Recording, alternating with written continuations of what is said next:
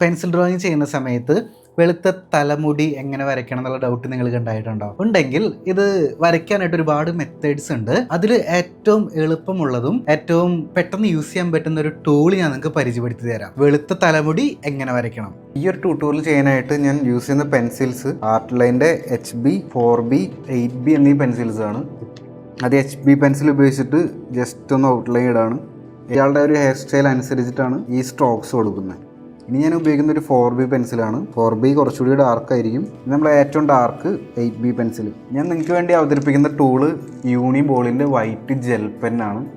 ഇത് ഉപയോഗിച്ച് നമുക്ക് വൈറ്റ് ഹെയറും ഹൈലൈറ്റൊക്കെ അടിപൊളിയായിട്ട് വരയ്ക്കാൻ സാധിക്കും. അതൊരു നല്ല ക്വാളിറ്റിയുള്ള ബ്രാൻഡാണ്. പിന്നെ അധികം റേറ്റ് ഇല്ല. ഈ ഒരു ജെൽ പെന്നിന് 50 രൂപയാണ് റേറ്റ് ഉള്ളൂ. പക്ഷെ നല്ല രീതിയിൽ വരയ്ക്കാനായിട്ട് സാധിക്കുന്നുണ്ട്. പെൻസിലിൻ്റെ മുകളിലൂടെയൊക്കെ ചെയ്യാനായിട്ട് സാധിക്കും. നിങ്ങൾക്ക് എങ്ങനെയാണെന്ന് കാണിച്ചു തരാം. അപ്പോൾ കണ്ടിന്യൂസ്ലി ഇതിൻ്റെ മുകളിലൂടെ വരച്ച് കഴിഞ്ഞാൽ വരില്ല.